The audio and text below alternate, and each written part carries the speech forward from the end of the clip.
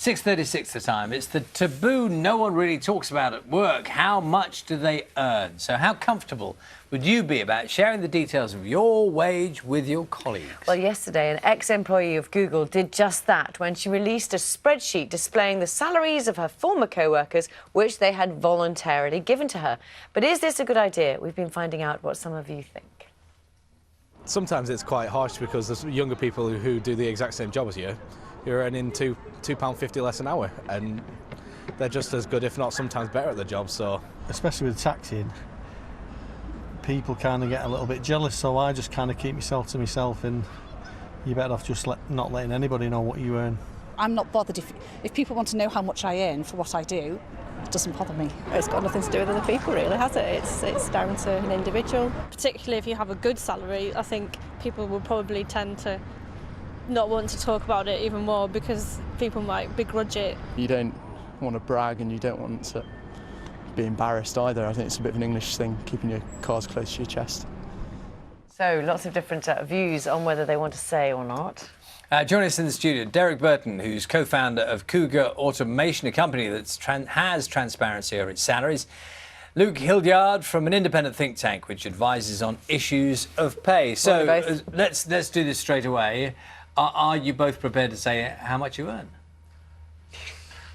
Well, in my case, that was already embarrassing. In my case, it's already published on the High Pay Centre website because we're very critical. But you wouldn't say that. Are you saying that's different? I mean, you wouldn't say it out loud? Is that awkward? I'd rather not put it on on TV, but it is on our website if anyone wants to. Well, it's perfectly. I mean, I'm not trying to put you in a corner. That's fair enough. But it almost illustrates the issue we're talking about. I'm perfectly happy to share my salary with all of my colleagues. It's published. Everybody knows it. But if you want to know it, you'd have to join Cougar Automation. So that's what your policy is in your company, isn't it? Does everybody know what everybody else is paid? Absolutely. How much difference has that made?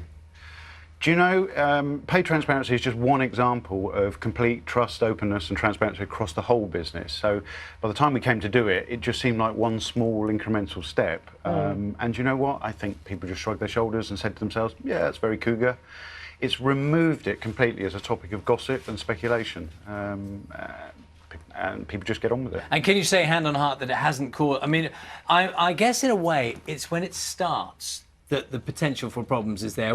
If there are discrepancies, they emerge for the first time. If it's established 10 years on, you know, that's been levelled out. Yes. Was there a point at which, when you first did it, there were issues? I don't remember any, but I can recognise the potential for what you're saying. So I think the business has to be ready for it. You have to have total transparency. So we publish everything. We publish the profit, the customer feedback, the individual performance. There's nothing about the business that you couldn't know. So pay is one important factor. The first thing we did have to do immediately before we did this, we did away with all personal but all individual bonuses, those sort of opaque things that nobody quite understands where they come from or why they're paid. So that was wrapped into everybody's salary. And if there were any anomalies, of course, that brings that out in the open. And over time, that will be eroded. I don't think people expect to be paid the same as everybody else, but they do expect to be paid fairly and to recognise their value to the business. Luke, what do you think of this idea? So this lady, she's gone round, she's had conversations with several, hundreds, I think it is, of her colleagues, and then published them to try and get fair pay. Do you think, is that a way to get fair pay? Does it make a difference? I think probably it does. If you can see what you're getting in relation to everybody else, it puts you in a better position to know whether what you're getting is fair and to argue that you should perhaps be getting paid a bit more. And the government's trying to change some things with regards to this and get more transparency.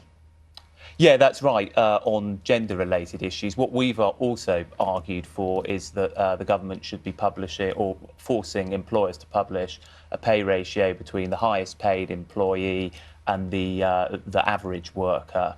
At the moment, it's very difficult to get that information. People, I think, would find it quite surprising to know how much they get in relation to their, to their chief executive.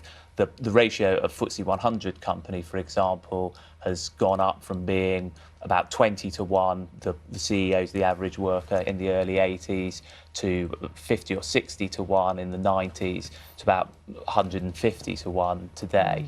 So Derek, you were ahead of the curve in many ways. Why did you choose to do it in the first place? Where did you see it working? Why did you think it needed doing? On the particular narrow issue of pay transparency, this wasn't some mission we were on to go particularly down this route. We almost stumbled across it by accident when we were revising our pay structure. We wanted to offer people a visible way of progressing regularly. So we have a sort of series of martial arts coloured bands, about 25 very narrow bands that you can progress up year on year.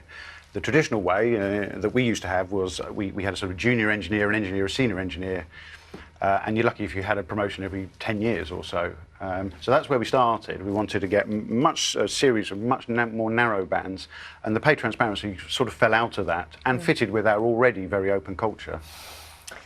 Thank you. Yes, thank you both, Luke Hildyard and Derek Burton. Thank you both. I think you're back here later. So if people have got questions, if they've got opinions as well, you know how to get in touch. You can email us, you can tweet us, and you can follow the programme as well.